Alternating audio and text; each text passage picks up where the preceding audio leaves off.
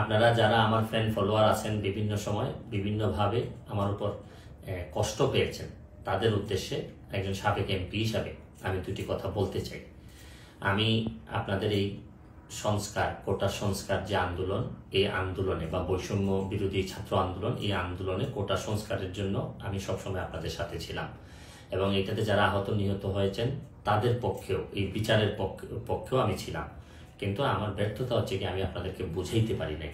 এটার জন্য আমি সম্পূর্ণ ব্যর্থ হয়েছি এবং আমি এই ব্যর্থ হওয়ার জন্য আমার যারা ফলোয়ার আছেন, যারা আমাকে নিয়ে প্রত্যাশা করেছেন, সবার কাছে আমি দুঃখ প্রকাশ করতেছি। আমি আপনাদেরকে আরেকটি কথা বলতে চাই। এখন যে কাঠামোগত সংস্কার আপনারা চাচ্ছেন, দেখেন এই সংস্কারের জন্য আমি বহু বছর আগে থেকেই কাজ করে যাচ্ছি।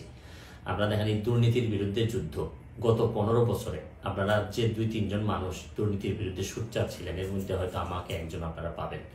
আপনারা জানেন যে আমি এস আলমের বিরুদ্ধে নিজে বাদী হয়ে মামলা করছি টাকা পাচারের জন্য। আপনারা জানেন যে আওয়ামী লীগের বর্তমান কমিটির যিনি প্রচার সম্পাদক আব্দুস সুবহান গোলাপ, তার আমেরিকাতে 9 বাড়ি থাকা নিয়ে আমি নিজে বাদী হয়ে মামলা করছি। আমি পুলিশের সাবেক আইজিপি বেনজিরের বিরুদ্ধে নিজে বাদী হয়ে দুদকে মামলা করছি। মহান সংসদে আমি তার বিরুদ্ধে বক্তব্য দিছি। মতিউর যে কর কমিশনার মতিউরের বিরুদ্ধে আমি মামলা করছি। আমি সালাম মুর্শিদির বাড়ির নিয়ে মামলা করছি। আমি আপনি সালাউদ্দিন, কাজী সালাউদ্দিন যে ফুটবলের দুর্নীতি নিয়ে আমি কথা বলছি। ওসি মুয়াজ্জেমের বিরুদ্ধে আমি নিজে মামলা করছি, করে তার 8 বছরের সাজা হয়েছে ডিজিটাল নিরাপত্তা আইনে।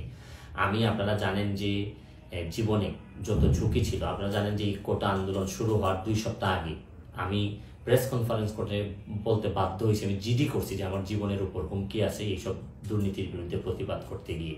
সুতরাং আমি এই যুদ্ধে সবসময় চেষ্টা করছি।